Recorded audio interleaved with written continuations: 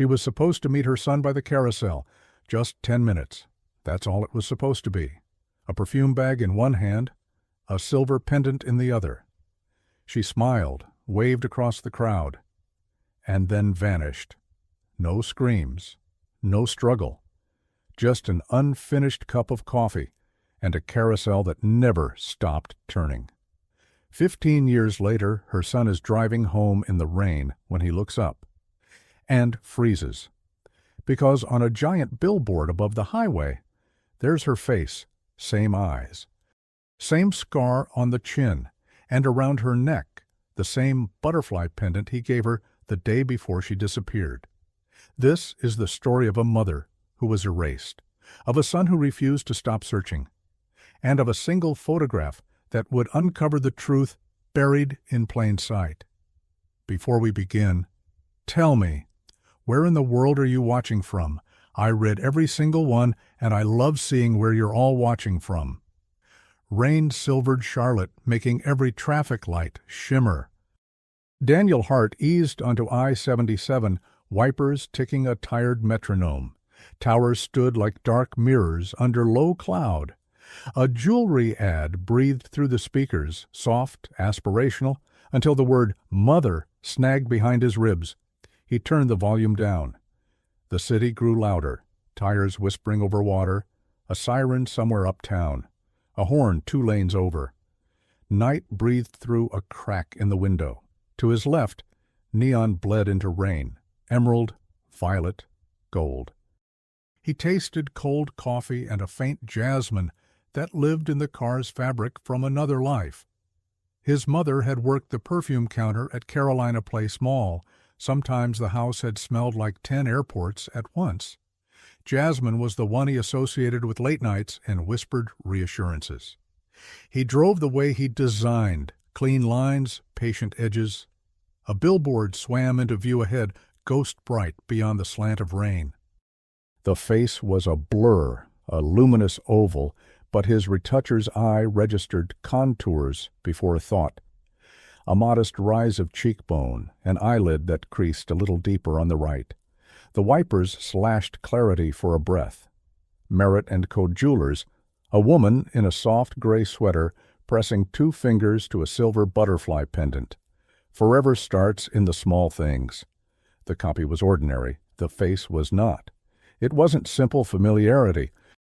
It was the unphotogenic details, the barely crooked front tooth, the pale crescent on the chin, where childhood had left a scar, that made his fingers loosen on the wheel. Gravity seemed to tilt under his seat. A truck buffeted his lane. The car shook. The pendant flared, a cold star. He told himself it was angle, retouch, memory making mosaics out of longing.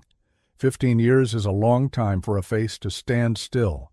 Someone behind him tapped their horn. The light had turned green. He moved forward without quite believing his feet. He avoided the aisle where perfume lived. He avoided saying the word that gathered in the empty car. Mom.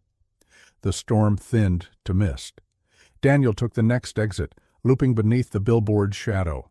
The posts hummed faintly, metal vibrating with rain. He parked on the gravel shoulder between 2 puddles that clutched yellow weeds and cut the engine.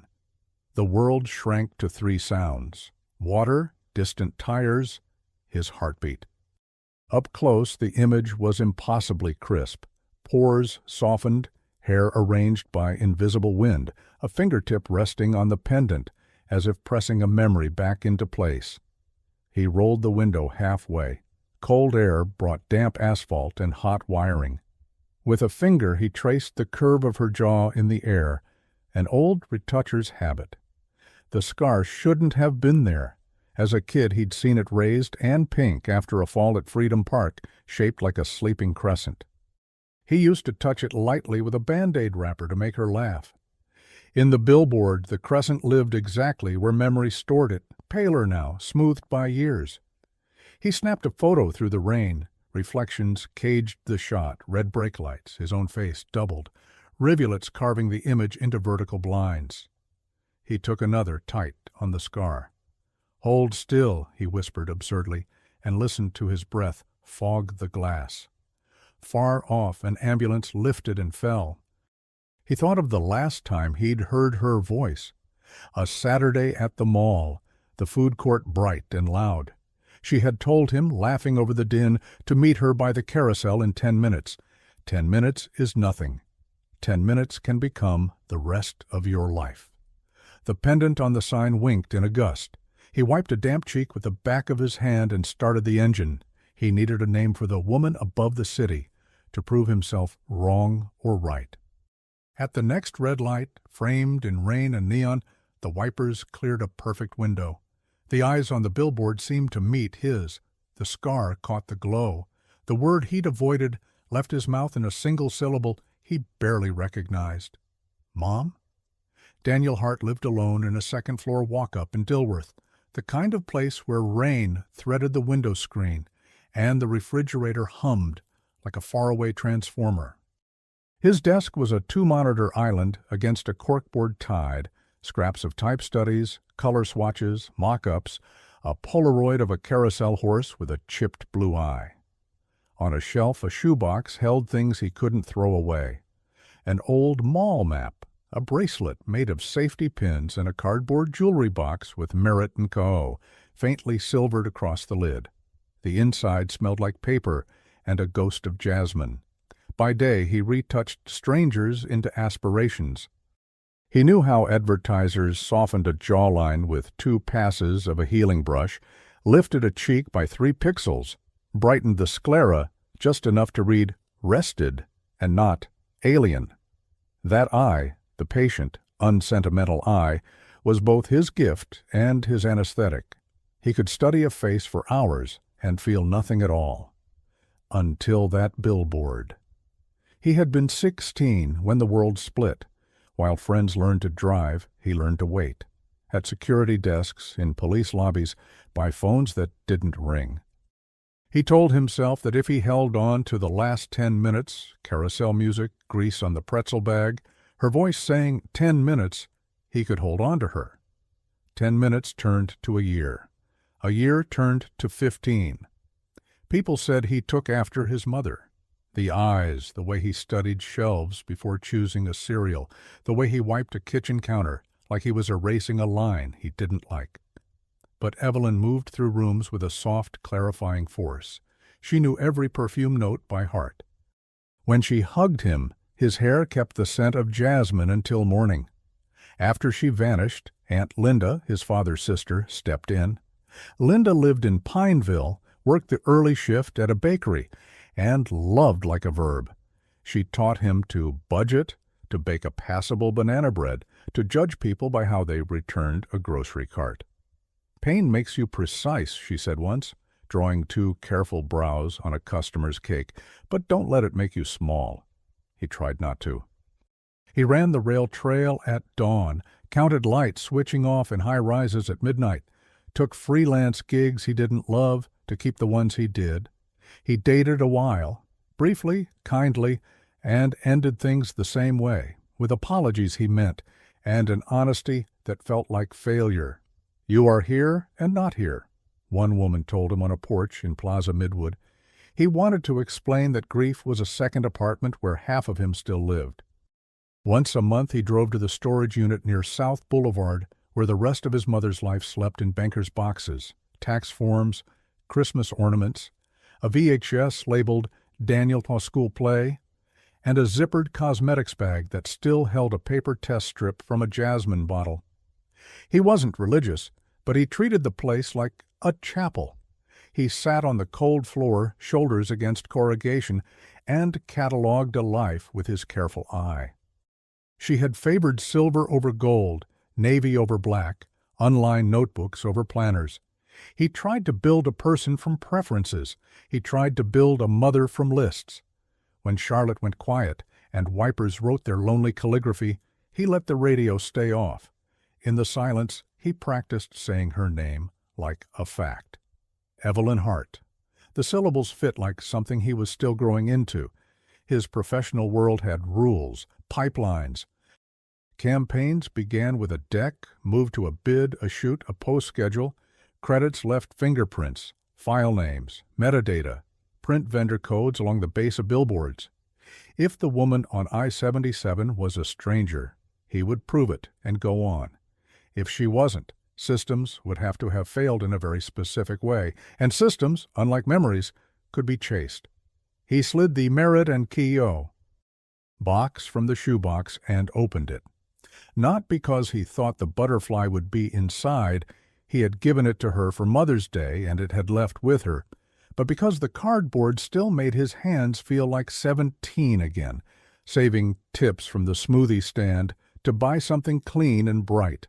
A rectangle of velvet lay empty, pressed flat by years. He traced the outline with a fingertip and told himself the feeling in his chest was only breath returning after a long run. The next morning he brewed coffee too strong, like always, and emailed a single cropped image to someone who owed him a favor. Subject: Can you read vendor codes? Body: Pulled off I-77 Merit Jewelers. I need the print vendor line and, if you can, the production company. He attached the tight shot of the frame, the part most people never looked at, serials, safety disclaimers, a tiny line of black text against galvanized metal. While he waited, he opened a folder labeled Mall 2010. It held scanned clippings, the kind you only collect when you keep believing in endings that explain beginnings. A staff newsletter with a photo of the perfume counter, Evelyn Wynn's June sales star, a blurry picture of him at the carousel holding a pretzel like a trophy, and a business card from Detective Laura Gaines. She had been kind in a way that didn't waste words. When she retired, she sent a letter handwritten in careful block print. I'm still here if you ever find something new. He didn't call. He practiced patience like a discipline. But now something new hung over the interstate like a dare. His phone buzzed from Tasha, 80 on post, a friend from a boutique agency off South Tryon.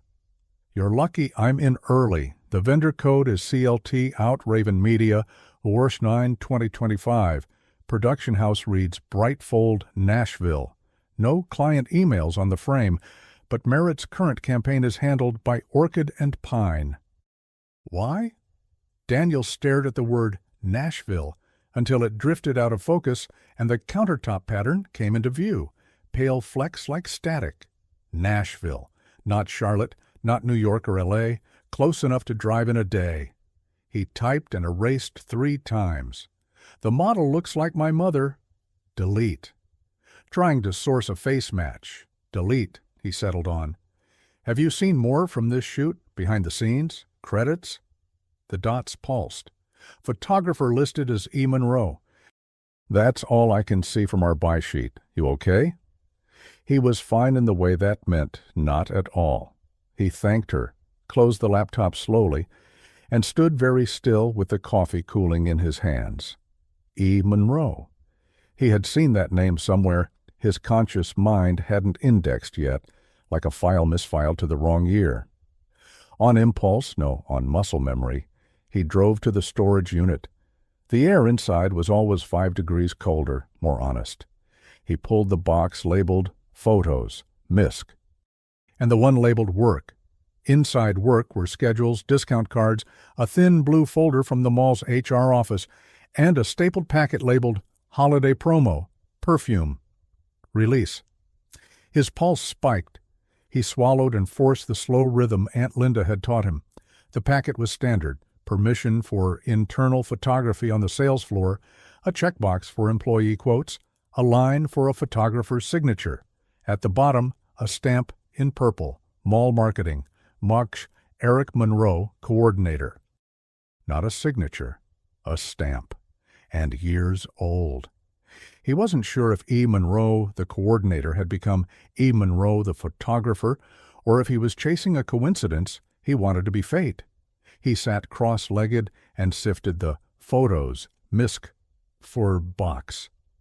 There, behind a photo of a backyard 4th of July, was a printout from an old mall blog, a candid shot of retail staff setting up holiday displays. Evelyn stood in profile, affixing a bow to a glass case. A man with a lanyard bent to tape an extension cord. Across the lanyard badge, partly obscured, the letters Moner, and the rest torn by the photo's edge. He laughed once, a breathless, ridiculous sound in a concrete corridor.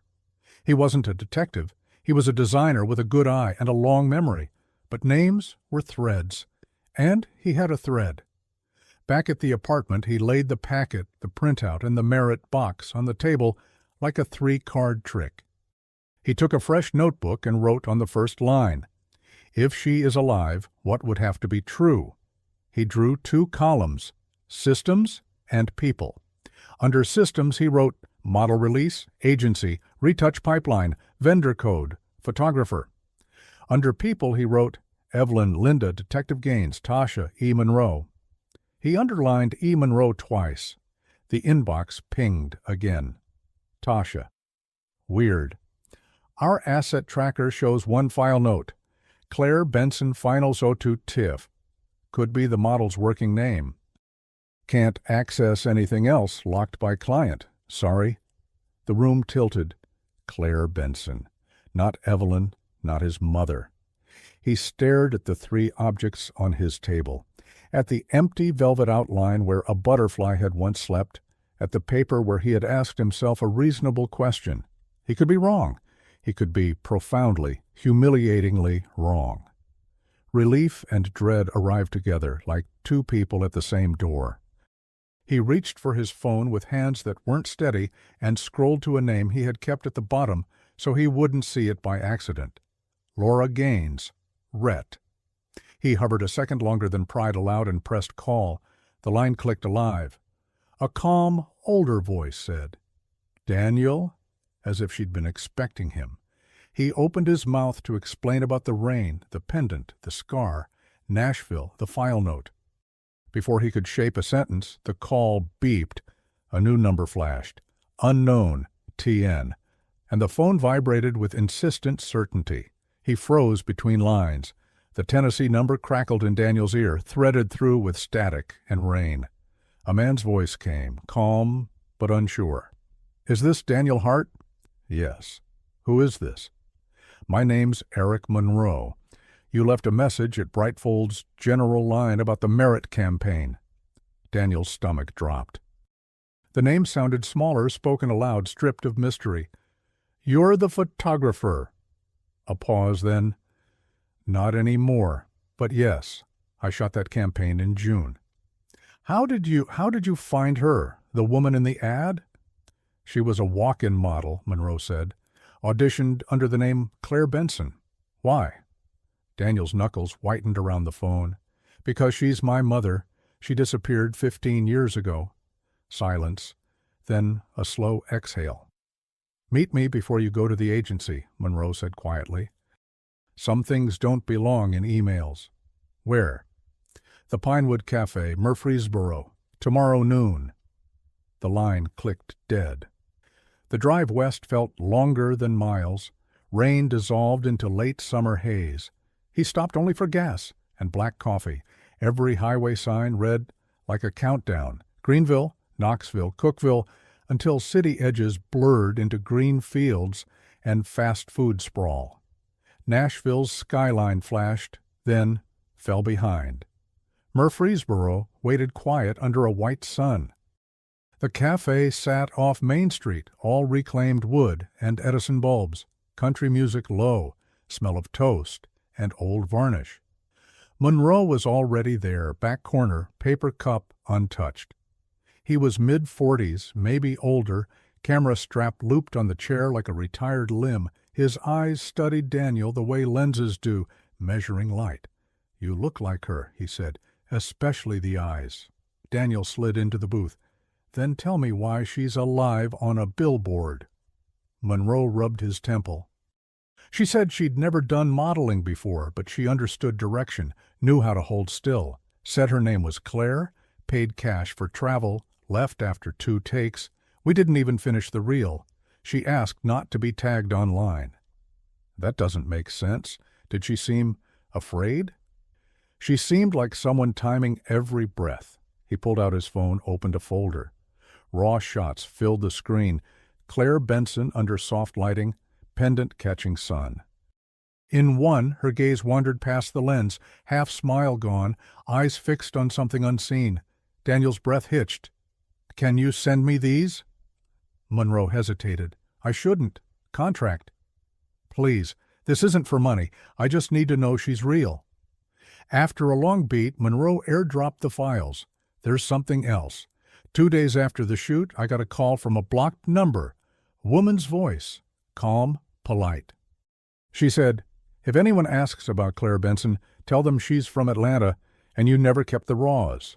Then she hung up." Daniel stared. "You didn't report it." "To who?" "I'd already been paid." He looked out the window. A woman passed, pushing a stroller. Life everywhere went on with casual cruelty. Monroe leaned closer. "You know what's strange? She had a scar on her chin, same spot as in that billboard, same as you described." Daniel met his eyes. "Because it's her." Monroe tapped the table. "Then she's hiding for a reason. I need to find that reason." Back in his motel room, Daniel downloaded the files, zoomed in on details. Light freckles across her temple, a faint mole behind the left ear. Every pixel confirmed and complicated memory. He reversed the reflection of one image and held it against an old photo from the mall folder. Alignment perfect. He should have felt relief. Instead, he felt surveillance, like the photos were watching him. In the metadata, one note appeared. Shoot location, Bellevue Studio, Nashville, TN, Jockey Orchid and Pine client, assistant, M. Grant. He froze on the last name. Olivia Grant. The marketing director Tasha had mentioned. Another thread. Before sleeping, he texted Detective Gaines a simple message. Found something new. Driving back tomorrow. Will explain in person. Then he saved one of the raw photos as his phone wallpaper, against better judgment. His mother, frozen mid-smile, eyes almost pleading. Morning carved through blinds. He drove north to Nashville's warehouse district, where Orchid and Pine occupied a converted Printworks building. Brick, ivy, glass. A receptionist with a headset greeted him with curated politeness. "Do you have an appointment?" "No, but I need to speak with Olivia Grant. It's about a campaign she approved." "I can leave a message." He placed a flash drive on the counter. "She'll want to see this." Minutes later, Olivia appeared. Late 30s, sharp-lined suit, eyes like mirrored screens. "Mr. Hart?" "Yes." "You're with Merritt?" "I'm with the Truth." She blinked, then ushered him into a minimalist conference room. He slid the photo across the table. "That's my mother. She vanished in Charlotte 15 years ago." Her expression barely moved. "The model signed all releases under Claire Benson. The documentation is in order." "I don't care about documentation." "Then what do you want?" "Where she is." Olivia exhaled slowly, fingers steepled. "Sometimes people reinvent themselves. Sometimes they need to." She didn't reinvent herself. She disappeared. For the first time, her voice softened. "You think I don't know what that looks like?" She turned the photo over, her reflection warped in the gloss. "We get hundreds of freelancers. I never meet most. But Claire, she came recommended by a private client, paid up front for usage rights. No socials, no press. Who was the client?" Olivia hesitated. "Merritt's account manager handled it. Let me check the archive." She left, the door side shut. On the wall, campaign prints glowed under track lights. Smiling families, polished rings, perfect lighting. He looked closer at one. An older ad from 2010. Different product, same pendant. Beneath the image, a faint signature, E. Hart, design. His chest constricted. His mother had designed layouts before moving to sales. Her maiden name was Evelyn Hart. Foreshadowing turned fact. She hadn't just been in front of the lens. She'd been part of it once. Olivia returned holding a thin folder. "The initial buy wasn't logged under Merritt Corporate," she said quietly. "It came through a secondary firm, Raven Media CLT, the same code on your billboard frame." Daniel's head spun. Charlotte again, the circle closing. "So whoever commissioned it knew where to place it." Maybe to send a message. He took the folder. Inside, an invoice stamped "Confidential. Witness Relocation Program, DOJ Liaison." He looked up. "You knew?" Olivia's expression shuddered. "I knew she wasn't just another model. That's why I called her Claire. She asked for the alias. She said, 'If anyone recognizes me, tell them I'm safe, but don't tell them where.'" Daniel's voice broke. "She said that?" Olivia nodded once. "And she cried when she said it." The room pulsed with silence, thick as heartbeat. He closed the folder slowly, the edges trembling in his hands. Outside, thunder rolled over Nashville. He felt the first drop of rain against his wrist as he stepped to the car.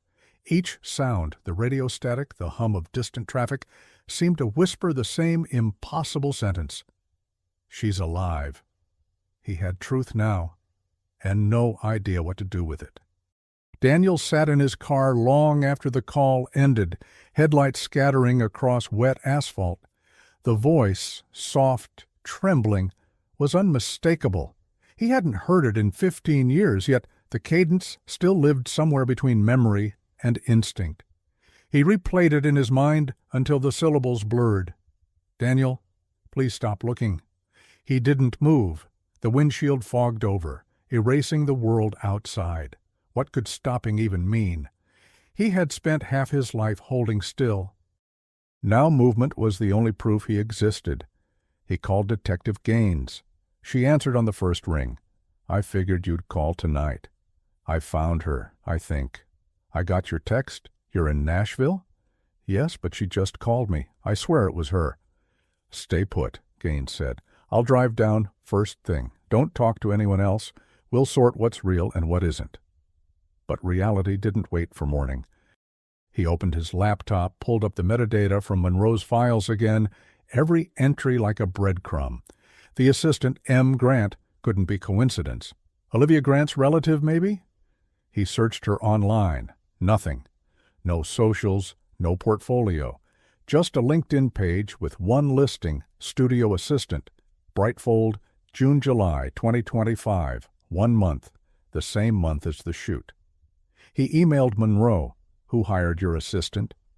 The reply came in minutes. "Not me. She was already there." Said she'd been cleared by the client. He scrolled through the raw images again. In frame 27, behind his mother, a reflection glinted faintly in a makeup mirror, half of a woman's face, blurred by focus, camera raised. The assistant. He zoomed in until pixels collapsed into color, but the outline of a dark mole near her eye surfaced, the same mole Olivia Grant had. He grabbed the phone again. "Olivia, it's Daniel. I need to ask you—" She cut him off. "Don't call this number. You shouldn't have gone through those files. You were there, in the studio." Silence. Then, "You have no idea what you're interfering with." The line went dead. Morning brought a bruised sky. Gaines arrived at the motel, wearing the same gray jacket from the photo Daniel had of her back when the case was still fresh. She looked older, smaller, but her eyes carried the same investigative stillness. "Let me see what you've got," she said. He spread the evidence on the motel desk, printouts, flash drives, receipts. She listened without interrupting as he explained the billboard, Monroe, Olivia, the phone call. When he finished, she folded her hands. "Evelyn Hart was listed as missing, presumed deceased, but I always thought something was off. No body, no witnesses. The mall cameras that day lost 2 hours of footage, corrupted, they said. Now a government-stamped invoice shows up in your hands." She held up the folder. "This witness relocation thing, it isn't a coincidence. Someone wanted her gone. But from what? That's what we're going to find out." She pulled a small recorder from her coat pocket and pressed record. "For the log, interview with Daniel Hart, October 3rd, 2025. Subject believes his missing mother is alive under the alias Claire Benson." Daniel frowned. "You're recording?" "It's habit," she said, "and insurance, in case someone decides to silence us both." They drove downtown to the Nashville field office listed on the invoice. The receptionist checked the system and frowned. We don't have any active files under that code. Try archived, Gaines said. No record either. Then who processed payments from Raven Media CLT? The woman hesitated. That was handled externally. Private contract through a retired field agent. Name of Monroe. Daniel blinked. Eric Monroe? The photographer? Gaines stared at him. He said he wasn't a photographer anymore. Maybe because he was something else first. They found Monroe's studio empty by afternoon. Door unlocked, lights off, camera bags gone. Only a faint smell of developer fluid remained, chemical and sharp. On the table, a photo strip floated in a tray, half-dissolved images of faces, washed into anonymity. Gaines pocketed it carefully. Someone wiped this place fast. Could he be in danger? Daniel asked. Or he's the danger, she said. She moved around the studio, scanning. A receipt lay under a lamp, dated 2 days ago, gas station, Bellevue Road. On the back, scribbled in pencil, D+G, 10 a.m., same booth. D and G, she murmured. Daniel and Gaines? He shook his head. Or Daniel and Grant. The realization chilled them both. Someone had planned a meeting he didn't know about. They went to the Pinewood Cafe at 10 a.m., sharp, the same booth where Daniel had first met Monroe. Rain returned, soft but insistent, drumming on the awning. They waited 10 minutes, 20. Then a woman entered, wearing sunglasses despite the gray light. Olivia Grant. She approached slowly, scanning the cafe. When her eyes met Daniel's, something between guilt and fear flickered. You shouldn't have come back. You called me here, he said. I didn't. She sat opposite him, removing the glasses. Her eyes were bloodshot. Eric's missing, his phone's off, apartment cleared. Someone's cleaning the trail. Gaines leaned forward. Who's someone? The people she testified against. Your client? Daniel asked. Olivia nodded.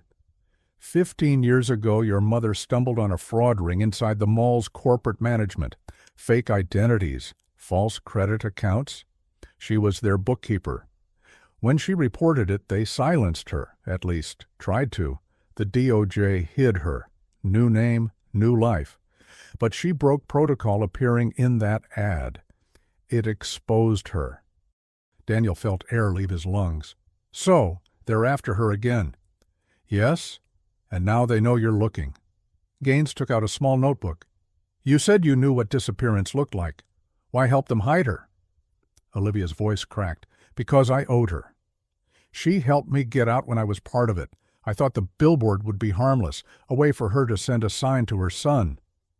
Daniel's throat tightened. She wanted me to see her. She wanted you to know she was alive, Olivia said. But now that you've started digging, the wrong eyes are watching. That call last night, that was her warning, Daniel. She's trying to keep you safe. He pressed his palms to his face. Safe from who? Olivia hesitated, then whispered, Raven Media wasn't just a vendor. It was the front company for the same people she exposed. They infiltrated the relocation program years ago. Gaines cursed under her breath. So they've had her location this whole time. Olivia nodded. And if they realize she's in contact with you? A phone buzzed between them. Olivia's. A single message. Too late. Before she could react, glass shattered at the front of the cafe. A brick crashed through the window, scattering shards and rain. Gaines pulled Daniel down. Screams rose. Outside, a dark sedan sped away. When the chaos settled, Olivia picked up the brick. A note wrapped around it, plastic to keep dry. Gaines unfolded it carefully. 4 words, printed bold. Stop looking, or she dies. The cafe lights flickered as the storm deepened. Police sirens wailed in the distance. Gaines whispered, They know exactly where she is. Daniel stared at the note, heart pounding like a second storm. Then we find her first. By nightfall, Charlotte's skyline glimmered in the distance, like a half-forgotten photograph. Daniel hadn't been back in years. The highway hummed beneath the tires as Detective Gaines navigated through the rain. the wipers carving brief windows of clarity through the blur. The note from the cafe sat on the dashboard, sealed in an evidence bag, its message pulsing like a wound. "Stop looking, or she dies." They drove in silence until the city lights replaced the dark. Gaines broke it first. "The only people who would know her location are in the program database." "Which means someone inside Raven, or inside law enforcement, leaked it." Daniel's voice was low. "Or maybe she leaked it herself, to find me." Gaines studied him. "You really think she'd risk her life just to leave you a sign on a billboard?" He didn't answer. The truth was more complicated. His mother was never reckless. She was strategic, the kind of woman who could hide meaning inside a perfume bottle label if she had to. "If she did it," he said finally, "there's a reason." They reached her office just before midnight, an old brick building with creaking floors and the smell of coffee and paper. Gaines poured 2 cups from a thermos, then spread the documents across the desk. "Let's start connecting dots," she said. Daniel pointed at the DOJ invoice. "It lists Raven Media CLT as the secondary contractor, but the phone number at the bottom, look." He enlarged it on his laptop. "The area code isn't Charlotte. It's from Asheville." Gaines frowned. "Asheville's where I retired. There's no federal satellite office there." "Exactly. Someone used your city as a cover." They followed the number through open databases and found nothing. Then Daniel remembered something Monroe had mentioned. The client's payment had been wired from a local bank branch. He looked up the branch ID. It belonged to a small, nearly defunct credit union in Asheville. When they searched its address, both froze. The same street as Gaines's house. Gaines leaned back slowly. "That's impossible. Someone's using your address as a corporate shell." Her expression hardened. "Or someone wants me to think that." Morning came with fog that blurred the city edges. They parked in front of the small stone building that once held the credit union. It was shuttered now, a "For Lease" sign hanging crooked in the window. Next door, an alley led to a locked metal door with faded paint. Raven Media CLT, storage unit access. Daniel felt the old cold of childhood creep up his spine. This can't be coincidence. Gaines jimmied the lock with an evidence pick, the motion too practiced to be retired. The door gave after a minute. Inside, darkness. The air was dry and chemical, heavy with disuse. Rows of steel cabinets lined the walls, each stamped with old DOJ serials. She flicked her flashlight on. They never shut this place down. On one of the desks lay a laptop, still plugged in, the screen faintly glowing. Daniel touched the trackpad. A folder blinked open automatically. Witness, relocation, closed cases, Ehart. Gaines whispered. They were monitoring her. Inside the folder, photos, not old ones, recent. His mother leaving a small house, grocery bag in hand, her hair shorter, streaked with gray. Time dated 2 weeks ago. GPS tag, Lebanon, Tennessee. Daniel's chest tightened. She's been there this whole time. "There's more," Gaines said, opening another document. It was a transcript, recorded calls labeled Subject Contact, D. Hart. His own voice echoed from the speakers. The motel call, the conversation with Monroe, even his talk with Olivia. "They're listening to us in real time," he whispered. Suddenly a noise echoed from the hallway, a faint metallic click. Gaines turned off the flashlight. Footsteps, 2, then 3. Slow, deliberate. She drew her gun. "Stay behind me." A silhouette appeared at the doorframe. The flashlight beam hit a familiar face. Olivia Grant. Her hands were up. "Don't shoot, please." Gaines kept the gun steady. "You led them here?" "No, I followed them. They're already coming." Daniel's pulse roared. "Who's coming?" "Raven's cleanup team. They think you know too much." Before anyone could speak, the lights in the corridor flickered, then died. Silence stretched a heartbeat too long before the sound of boots filled the hall. Gaines grabbed Daniel by the shoulder. "Back door, go!" They moved fast between file cabinets, papers scattering like birds. Olivia followed, breath shaking. A flashlight beam sliced through the dark. A voice called out, "Agent Gaines, step into the open. We don't want this to end badly." Gaines muttered, "They're not FBI. They're private security." Daniel spotted a side door labeled Archive Exit. He pushed it open into a narrow stairwell leading up to the alley. Outside, rain returned in hard sheets, smearing neon reflections from a nearby diner sign. Gaines sealed the door with a metal bar just as heavy steps hit from the other side. They sprinted toward the car. Olivia stumbled, clutching a folder she'd grabbed from a desk. "I copied the file," she gasped, "everything they had on her." They dove into the sedan, tires spitting water as Gaines floored it through the empty street. Bullets cracked glass behind them, one embedding in the rear window. Daniel ducked low. "Where do we go?"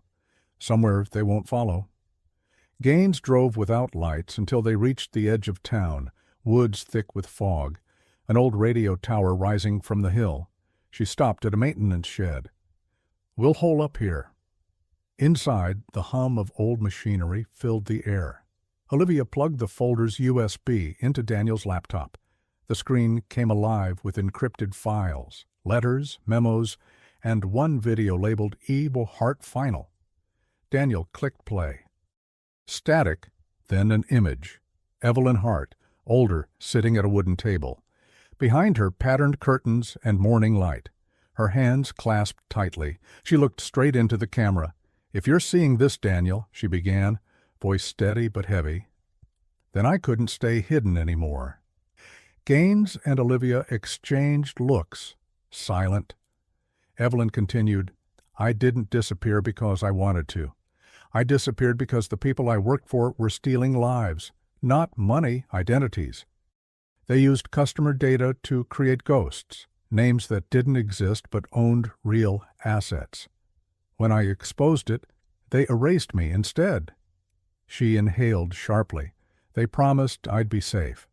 But the moment I signed the relocation papers, they took everything, my name, my voice, even you. I watched you grow up from reports I was never supposed to see. And when I saw the chance to send you a sign, I took it. The ad, the pendant. It was the only way." Her eyes glistened. "But if you've come this far, please, stop. They're watching everything, even now." The video froze. A low hum filled the room. Then the laptop screen went black. Gaines checked her phone. No signal. "They jammed us?" Daniel stared at the blank screen. "She's alive, and she's still running." From outside, the growl of an engine echoed. Headlights cut through the trees, multiple vehicles, moving slow. Gaines whispered, "They found us." Olivia gripped his arm. "There's one more address in that folder. The Lebanon House. That's where she recorded the video." Daniel's heart pounded. "Then that's where we go." The figure moved slowly through the rain, the umbrella tilted just enough to obscure their face. The pendant caught each flash of lightning, a small mirror of everything Daniel feared and hoped. Gaines raised her weapon, voice sharp. "Hands where I can see them." The umbrella lowered. A woman stepped forward, soaked to the shoulders, hair streaked gray and clinging to her face. Evelyn Hart. Daniel couldn't breathe. His chest filled with too many years at once, the mall, the carousel, the billboard. All of it collided in a heartbeat. "Mom." She flinched at the word, looking past Gaines straight at him. "Daniel, you shouldn't have come." "I had to." "No, you chose to," she said, voice trembling with restrained anger. "And now they'll kill you for it?" Behind her, engines idled. Men in dark coats stepped from the vehicles, but none advanced. Gaines kept her gun steady. "We have your testimony," she said. "The DOJ can protect you again." Evelyn shook her head. "There is no program anymore. Raven runs it now. They are the protection." Lightning cracked overhead. Daniel stepped closer. "Then come with me. We'll go somewhere else. Start over." She almost smiled. You still think the world has safe places? The nearest car door opened. A man stepped out, tall, clean-cut, with the composed expression of someone used to command. He held a small device that blinked red.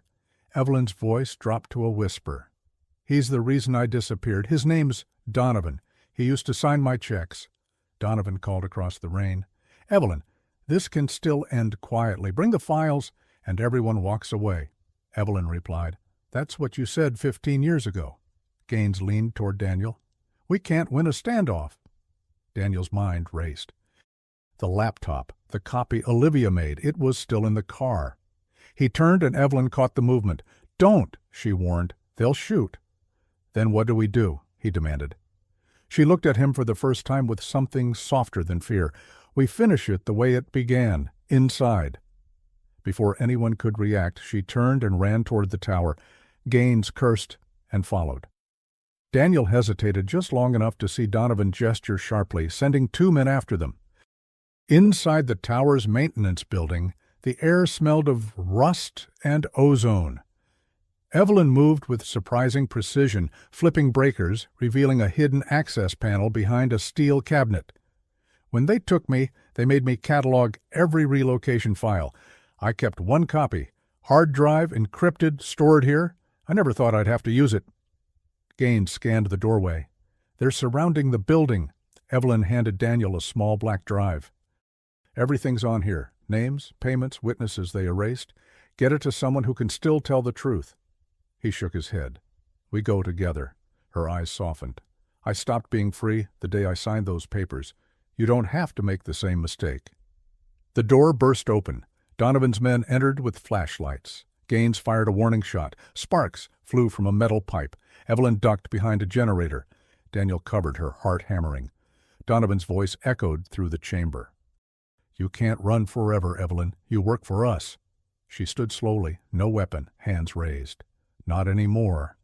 "Then at least die quietly." He raised his gun. Gaines moved first. 2 quick shots shattered the bulb above Donovan's head, plunging the room into darkness. Chaos erupted. Footsteps, shouting, the metallic clang of ricochet. Daniel grabbed his mother's arm. "Come on!" But she pulled away. "Go, Daniel!" "I'm not leaving you again." Then the explosion came, small but deafening. Smoke filled the corridor. A fuse box had blown, throwing arcs of light across the walls. When the haze cleared, Donovan was down, clutching his shoulder. His men retreated to drag him out. Evelyn leaned against the wall, coughing. Blood streaked her sleeve. "They'll come back with more." Gaines moved to her side. "You're hit." "I've been hit before," Evelyn said, with a weary smile. "It means I'm real." Outside, the night had fallen completely. Sirens wailed in the distance, local police this time, summoned by neighbors or gunfire. For the first time in years, the sound wasn't something to fear. It meant witnesses. It meant light. By dawn, the rain had stopped. The tower grounds were a maze of flashing blue and red lights. Police cars, ambulances, news vans arriving too early. Gaines handled the officers with practiced authority, presenting her old badge and the recovered evidence. Olivia stood by one of the cars, trembling, eyes wide with relief and guilt in equal measure. Daniel sat beside his mother on the tailgate of an ambulance. A medic cleaned the wound on her arm, but Evelyn waved him off, more concerned with Daniel's silence. "You're angry," she said. "No," he murmured, "just trying to understand how to live in a world that erased you." She smiled faintly. "Then you know how I felt." He looked down at the pendant around her neck. The silver butterfly, dulled by rain and time, still glowed faintly in the morning light. "Why the butterfly?" "When you were little," she said, "you found one with a broken wing. You made me promise that if we ever got separated, I'd find another just like it, so you'd know it was me." He swallowed hard. "I remembered." Gaines approached, holding the evidence bag. "The drive's secured. Federal response team is inbound. They'll take over the investigation and the protection." Evelyn looked skeptical. "That's what they said before." "This time," Gaines said, "you've got me watching." Daniel stood, facing the line of reporters gathering behind the barricades. They'll turn her story into another headline. Gaines nodded. Or you can tell it yourself. He looked at his mother. Do you want people to know? Her eyes glistened. Truth has a price, but maybe it's time someone paid it. They walked toward the edge of the scene together. Flashbulbs caught them mid-step, mother and son, two silhouettes framed by dawn light. Reporters shouted questions, but Daniel heard only her whisper, "Don't let them write me out again." Hours later, in a sterile federal building downtown, Daniel sat across from an investigator typing notes. Gaines paced the hallway outside. The drive sat on the table, its black surface reflecting his face. The investigator asked routine questions, but Daniel's mind drifted to simpler things, the smell of jasmine, carousel music, the hum of rain on a windshield. When the session ended, he walked out into the sun. Evelyn was waiting under a tree, arm bandaged, coffee in hand. They say they'll keep me safe again, she said. He smiled gently. Maybe this time we'll both decide what safe means. She laughed softly, the sound unfamiliar, yet perfectly known. And what will you do now? I think, he said, looking up at the empty billboard across the street, I'll design something honest for once. She followed his gaze. The metal frame stood blank, just the skeleton of what had once held her face. Light shimmered off its edges, a ghost of reflection where the butterfly pendant had once glowed. Evelyn touched his arm. We can't erase what happened. No, he said, but we can stop disappearing. She reached into her pocket and pressed something into his hand. A small, folded note, damp with rain. Inside, written in her careful cursive, it was never the ad. It was always the message. Daniel smiled. I got it. That night, the city finally slept. In his apartment, the glow of his computer screen filled the dark. He opened a new design file, blank, infinite, waiting. In the corner he typed a single line of text in white, against black. Missing doesn't always mean gone. He saved it under one name, Evelyn Hart Final.psd. Outside, a soft wind brushed the trees, and for the first time in 15 years, Charlotte felt like home again. Weeks later, autumn settled over Charlotte. The leaves along East Boulevard flared gold, then drifted loose into the gutters, their whisper soft against the early chill. For the first time in half a lifetime, Daniel walked the same streets without searching every reflection for a ghost. He had moved his office desk to face the window, so he could see the world moving on and remember that he was still part of it. Evelyn lived quietly now in a small house just outside the city. Gaines helped her secure a new identity, this time one that she chose herself. She spent mornings tending a garden, evenings reading, sometimes sending Daniel short hand-written notes he'd find slipped under his door. Dinner at 7. Found your old yearbook in a box. Page 42 will make you laugh. Raven Media had collapsed within days of the files reaching federal hands. Names poured into headlines, resignations followed, hearings began. But the system that allowed it all, the machinery of quiet disappearances and convenient erasures, remained harder to dismantle. Gaines joined a task force to rebuild it the right way. Olivia testified publicly, her voice shaking as she told the truth. Daniel, meanwhile, rebuilt in his own way. He turned the Billboard company's offer to buy his rights into a design series called Resurfaced. Each piece featured faces of real missing people, rendered not as tragedy but as humanity, freckles, scars, the tiny asymmetries that proved they once lived here among us. The tagline, now famous across the city, missing doesn't always mean gone. When local news covered his work, the camera caught Evelyn watching from the crowd, sunglasses hiding tears. No one recognized her but Daniel. Their eyes met for a moment, and she smiled that quiet, jasmine-soft smile that had survived everything. That night, mother and son sat together on her porch, wrapped in the faint smoke of autumn leaves. The world felt smaller, quieter, honest. "Do you regret it?" he asked. "Which part?" "Running, hiding, leaving everything." Evelyn watched the horizon fade into dusk. "Regret's just memory that won't stop breathing," she said. "I wish I'd found a way to tell you sooner." "But I'd do it again if it meant you'd survive." He nodded. "Then I guess you did the right thing." She chuckled softly. Right things usually come wrapped in wrong ways. Later, after she'd gone inside, Daniel lingered on the porch. The wind shifted. Somewhere a wind chime sang off-key. He looked up at the sky, black velvet scattered with stars. For the first time, he didn't wonder where she was. He knew. He took out his phone and scrolled through the last photo he'd taken. His mother laughing at a cafe table, coffee in hand, rain streaking the window behind her. No makeup, no lighting crew, no secrets, just her. He thought of the billboard that had started it all, the way her face had looked so impossibly far away, and smiled at the symmetry. The next morning, Daniel walked past that same billboard frame on I-77.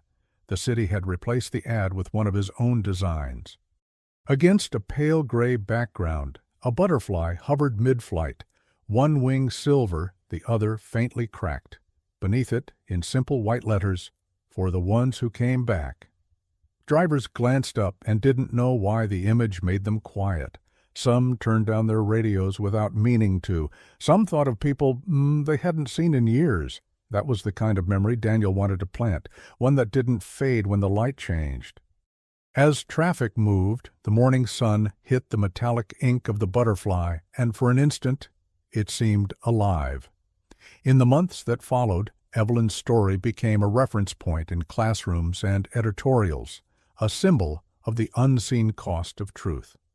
Gaines retired again, this time on her own terms. Olivia disappeared from public view, leaving behind a single, unsigned letter to Daniel. Tell her she was right. The world needed her name back. On the anniversary of her return, Daniel visited the old carousel at Carolina Place Mall. It had been refurbished, its music softer now, its mirrors cleaner. He stood where she had promised to meet him 15 years ago and set the small silver pendant on the railing. It glinted once in the light and stayed there, a witness to both loss and recovery. He whispered, 10 minutes, and smiled because this time 10 minutes was enough. As he walked away, a child nearby pointed at the pendant, tugging her mother's sleeve. "Look," the girl said, "a butterfly." The carousel turned, and the music rose. Gentle, steady, alive.